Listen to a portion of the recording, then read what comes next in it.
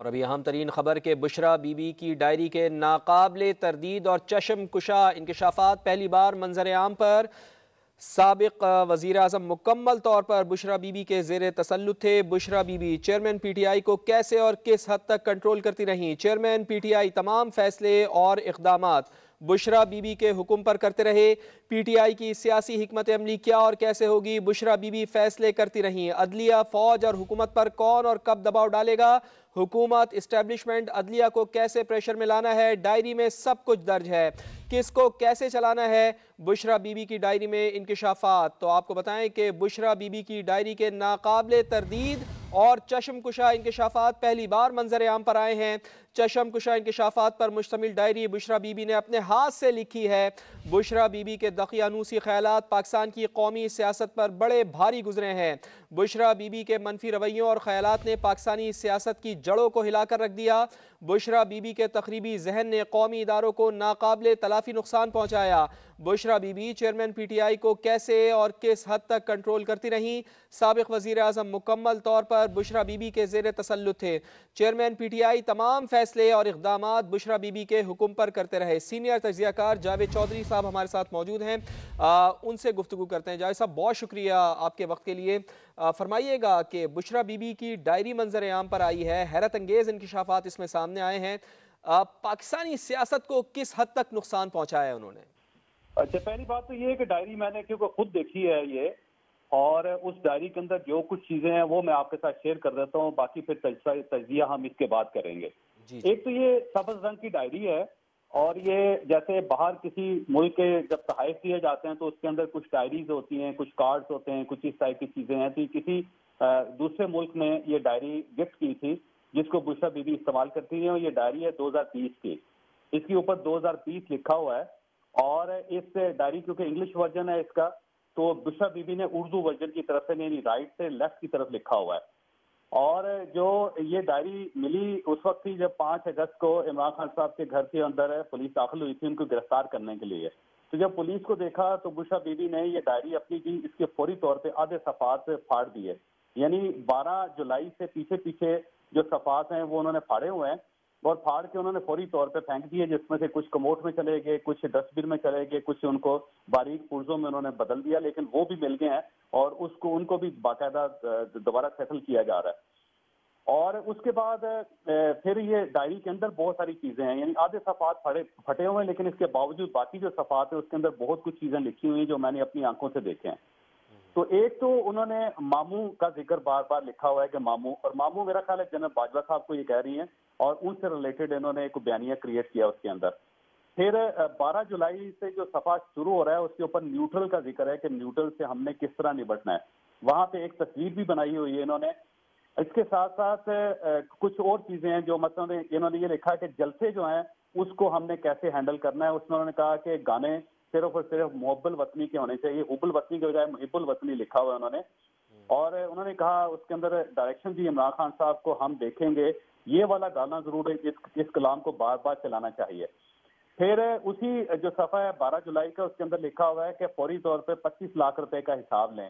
اب یہ 25 لاکھ روپے کس کو دیے گئے ہیں، کس نے حساب دینا ہے، اس کے بارے میں کوئی زیادہ ڈسکرپشن نہیں ہے۔ پھر انہوں نے عمران خان صاحب کو اس میں مشورہ دیا ہے، بلکہ حکم دیا ہوا ہے کہ آپ نے اپنی تقریر خبردار سے سٹارٹ نہیں کرنے۔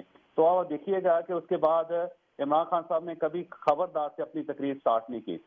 اسی جو صفحہ 12 جولائی کا ہے اس کے اوپر کچھ فگرز بھی لکھی ہوئی ہیں، ایک جگہ پہ 41 لکھا ہوا ہے، پھر 30 لکھا ہوا ہے، پھر 60 ہے، پھر 30 ہے، 41 30 60 30 میرا خیال ہے شاید کوئی رقم ہے یا کیا چیز ہے، اس کے بارے میں کچھ کہا نہیں جا سکتا۔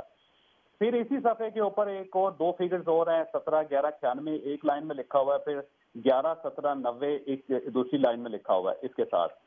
اچھا، اس کے ساتھ ساتھ انہوں نے کچھ پی ٹی آئی کے لیے کچھ انسٹرکشنز لکھی ہوئی ہیں، کچھ فارمولے لکھے ہوئے ہیں، جس میں انہوں نے کہا کہ ہم نے تگڑے وکیل کرنے ہیں، پاکستان میں جتنے تگڑے وکیل ہیں وہ سب ہمارے ساتھ ہونے چاہیے۔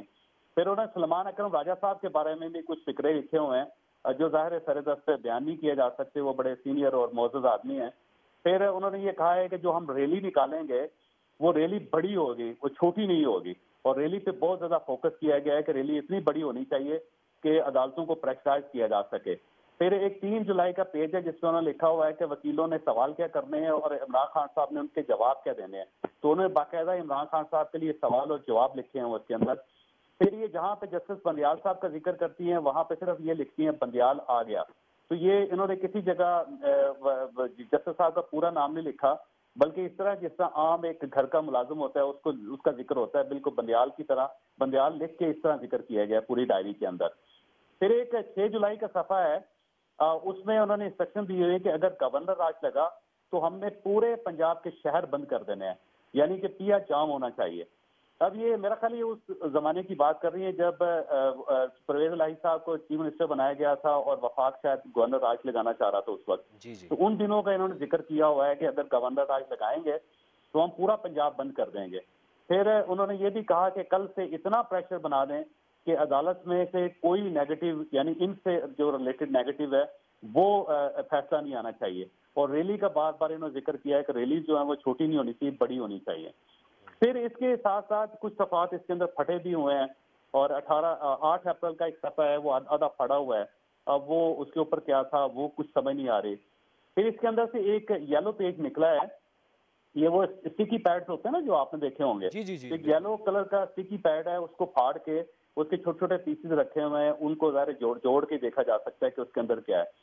پھر بی بی نے شاپنگ لسٹ بھی تیار کی ہوئی ہے ایک جگہ پہ, اس میں انہوں نے کہا لکھا کہ کپڑوں کا سٹینڈ بوبی کو کہنا ہے, یعنی شاید انہوں نے کپڑوں کا سٹینڈ منگوانا تھا اور بوبی جو عمران خان صاحب کے دوست ہیں یہ سٹینڈ کی ذمہ داری انہوں نے کہا کہ ان کو دینی ہے.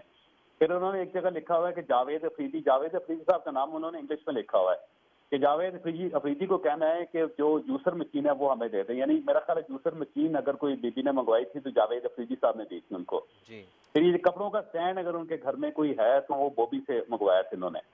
پھر اسی طرح 8 اپریل کا صفحہ ہے وہ پھٹا ہوا ہے. پھر 17 جنوری کا ایک پیج ہے جس کے اندر انہوں نے کچھ کوڈ ورڈز میں کچھ چیزیں لکھی ہوئی ہیں جن کو سر دست کچھ کہا نہیں جا سکتا کہ ان کے بارے میں کیا ہے. پھر ایک 17 جنوری کا اور پیج ہے جس کے اندر سٹی بینک لاہور کا ایک اکاؤنٹ ہے, 2 اکاؤنٹ نمبر ہیں اس کے اندر لکھے ہوئے انہوں نے. پھر بینک الفلا ہے, اس کے بارے میں ان کا اکاؤنٹ ہے. پھر پاسپورٹ کے 6 پاسپورٹ کے انہوں نے باقاعدہ نمبر لکھے ہوئے ہیں صفحات سے.